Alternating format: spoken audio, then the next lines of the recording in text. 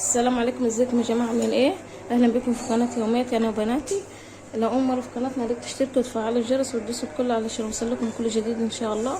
النهارده هنعمل مع بعض كيكه البريوش او فطيره البريوش. حاجه سهله كده وسريعه ومش هتاخد وقت. معانا هنا نبدا بالمقادير، نقول بسم الله. معانا هنا ربع كوبايه سكر، كوبايه لبن دافي، كوبايه لبن دافي، ربع كوبايه زيت او زبده على زيت او زيت بس براحتك يعني. انا عامله هنا زبده على زيت ربع.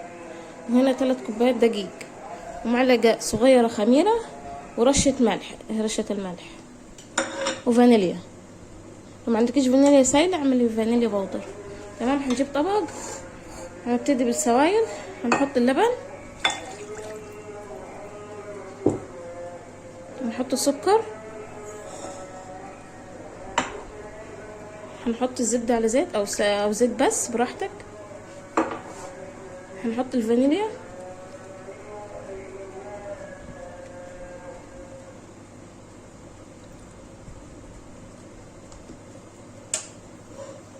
هنحط الخميره ورشه الملح كويس اهو.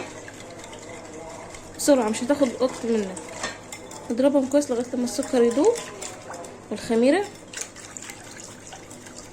بس كده. هننزل على الدقيق. الدقيق لازم يكون منخول، ده كده طبق لوحده. هننزل بالسوائل فيه 3 كوبايات دقيق، طبعا على حسب الدقيق بتاعك يعني، مش كل الدقيق واحد. ممكن انت تحتاجي 2.5 كوبايات دقيق غيري، فلازم تسيبي نص كده في الاخر عشان ما تتقلش منك العجينه.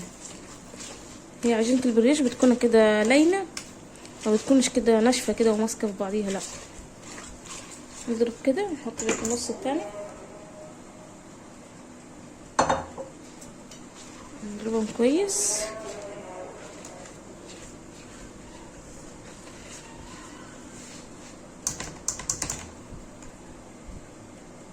في ثواني هتلاقيها هي اتلمت يعني، مش بتاخد وقت اهو. شايفين؟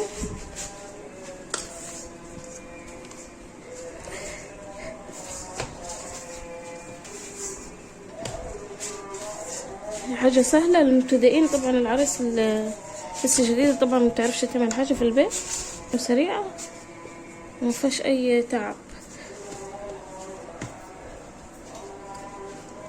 شايفين اتلمت ازاي بسرعة؟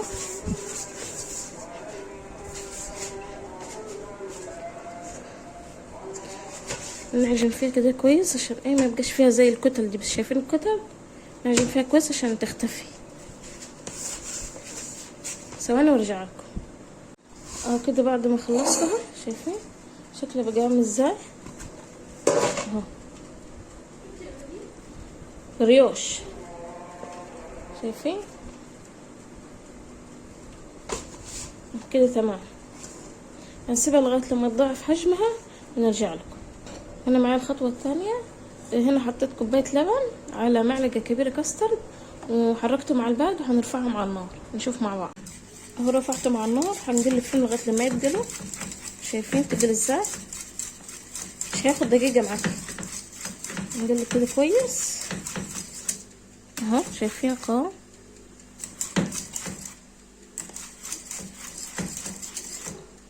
بس كده تمام اهو. كده غلى كويس. نطفي. شايفين؟ بس اهو. بعد ما نخلص هنجيب كده كيس تلاجة من العادي، ونقصه كده حتى، ونعمل له كده، نغطي بيه كده عشان ايه ما يعملش قشرة معانا. تمام اهو. بس نسيبه بقى على جنب لغايه لما تخمر معنا العجينه. هنجي هنا للصين، ميه نص كوبايه سكر. نحط السكر، نحط الميه معانا هنا طبعا نص ليمونه، نرفعهم على النار لغايه لما يغلوا. هنا رفعتهم على النار اهم غلوا. هننزل بعصرتين ليمون كده بس كده هياكلوا غلوة ونطفي عليهم. وهنا بعد الخميرة ما خمرت اهي، شايفين شكلها بقى ازاي، بتضاعف حجمها، شايفين اهو كده تمام. هلا هنجيب صينية مدهونة زيت، دهنها زيت، هنحط العجينة في الصينية، هنفردها كويس.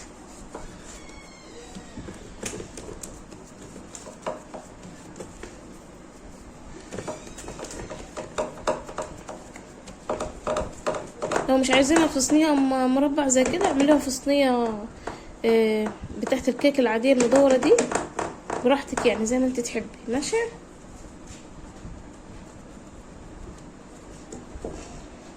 هنجيب سكينة هنقطعها كده مثلثات، بس بصوا مش للاخر، يعني زي ما انتوا شايفين، بس تعملوا كده فتحات كده بسيطة. بصوا مش للاخر، شايفين اهو. ما تنسوش تنزلوها للاخر، لا عايزين بس علامات اهو.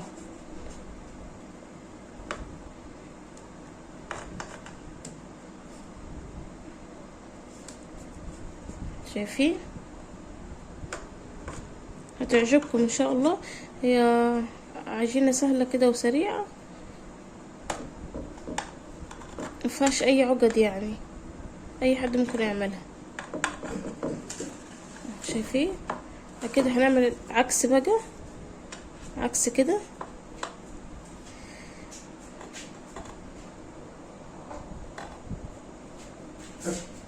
بالمنظر ده. شايفين شكلها ازاي؟ تمام. هنجي بقى الكاسترد اللي عملناه، حطيناه في كيس اهو، كيس تلاجة عادي، وهنقطع البوز ده وهننزل على الفتحات دي اللي فتحناها. تمام. سوينا قصها، هنقول بسم الله،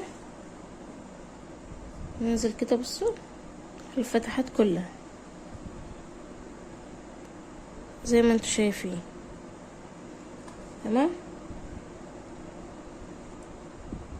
اهو.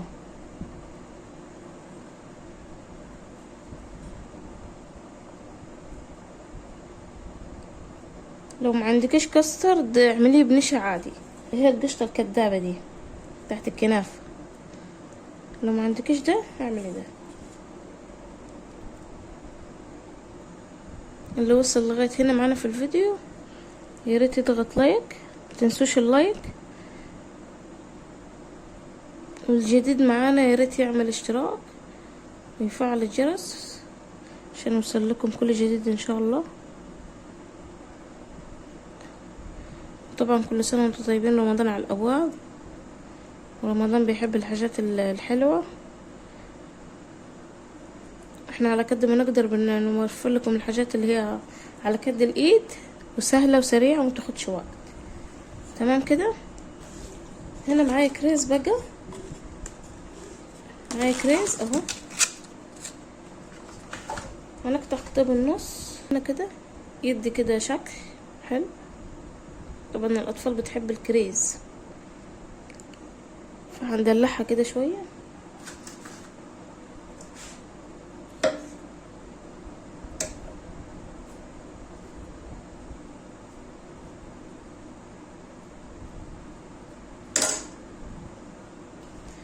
كده خلاص خلصت، بقت بالشكل ده.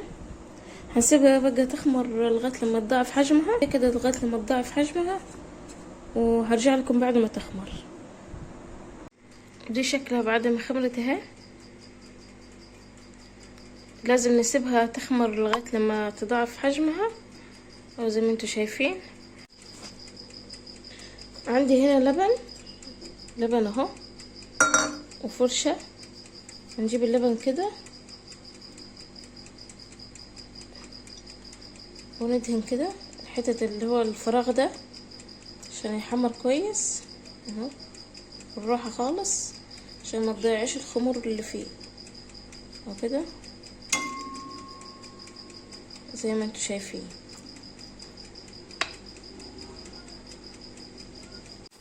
كده خلاص بعد ما خلصتها اهو، شايفين شكلها جميل طبعا. استنونا طبعا. دلوقتي هدخلها فرن تكون سخنة على درجة حرارة 200. هتطول في الفرن بسرعة بتستوي.